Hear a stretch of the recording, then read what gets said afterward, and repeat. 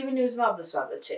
રાજપુરા ચોકડી જીઆઈડીસી તરફ સાયકલ સવાર જતા ટ્રકના નીચે આવતા એક પગ ગુમાવવાનો વારો આવ્યો। જે રોડની ધીમી કામગીરીને લઈને ઘણા એક્સિડન્ટ થયા છે। કુંભકરણમાં સૂતેલો તંત્રને કંઈ પડી નથી। આજે 50 થી 55 વર્ષના કાકા સાયકલ સવારને એક પગ ગુમાવવાનો વારો આવ્યો છે। તો આ ઓવરલોડ નહીં ચાલતા હોત તો જગ્યા ઉપર ગાડી બ્રેક થઈ ગયા હોત। ઓવરલોડ હોવાથી જગ્યા ઉપર ગાડી ઊભી નહીં રહેતા એમાં પગ ગુમાવવાનો વારો આવ્યો।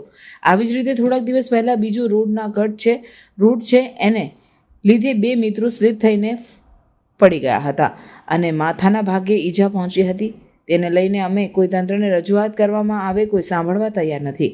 કોન્ટ્રાક્ટરને બી વારંવાર રજૂઆત કરવામાં આવી, આજ સુધી કોઈ જવાબ નથી। એપ્રિલ માસમાં પતી જશે। એપ્રિલ બી પૂરો થઈ ગયો પણ હજી સુધી રોડનું કામ પૂરું થયું નથી। આ રોડને લીધે ઘણા લોકો રોડનો ભોગ લીધેલ છે।